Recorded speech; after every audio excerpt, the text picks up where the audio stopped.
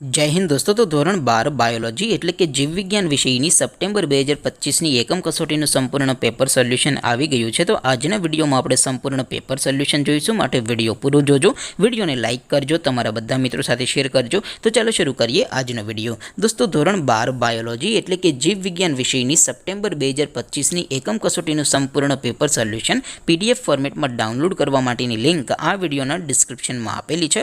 તેના પર ક્લિક કરીને તમે ક્વેશ્ચન પેપરની અને તેના સંપૂર્ણ પેપર સોલ્યુશનની એમ બંને પીડીએફને સૌથી પહેલાં ડાઉનલોડ કરી શકો છો।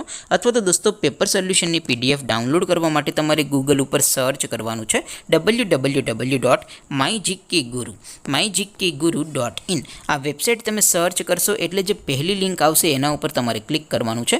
જેવું ક્લિક કરશો એટલે સોલ્યુશન માટેની mygkguru.in આ વેબસાઇટ ઓપન થઈ જશે।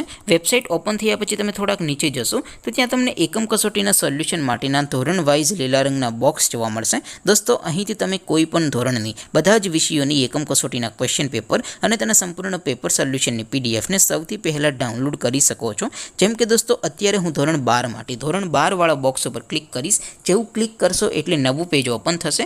નવું પેજ ઓપન થાય એમાં તમે થોડાક નીચે જશો તો ત્યાં તમને STD 12 સાયન્સ પેપર સોલ્યુશન 2025નું એક બોક્સ જોવા મળશે, જેમાં દોસ્તો નીચે લખેલું છે STD 12 બાયોલોજી પેપર। તેની સામે ડાઉનલોડ બટન છે, તો એ ડાઉનલોડ ઉપર ક્લિક કરશો તો ધોરણ 12 જીવ વિજ્ઞાન વિષયની એકમ કસોટીનું ક્વેશ્ચન પેપર PDF ફોર્મેટમાં ડાઉનલોડ થઈ જશે। તેની નીચે લખેલું છે STD 12 બાયોલોજી સોલ્યુશન, તેની સામે પણ ડાઉનલોડ બટન છે, તો એ ડાઉનલોડ ઉપર ક્લિક કરશો તો ધોરણ 12 બાયોલોજી વિષયની એકમ કસોટીનું સંપૂર્ણ પેપર સોલ્યુશન PDF ફોર્મેટમાં ડાઉનલોડ થઈ જશે। તો દોસ્તો આવી રીતે તમે ધોરણ 12ના બધા વિષયોની એકમ કસોટીના ક્વેશ્ચન પેપર અને તેના સંપૂર્ણ પેપર સોલ્યુશનની પીડીએફને www.mygkguru.in આ વેબસાઇટ પરથી ડાઉનલોડ કરી શકો છો।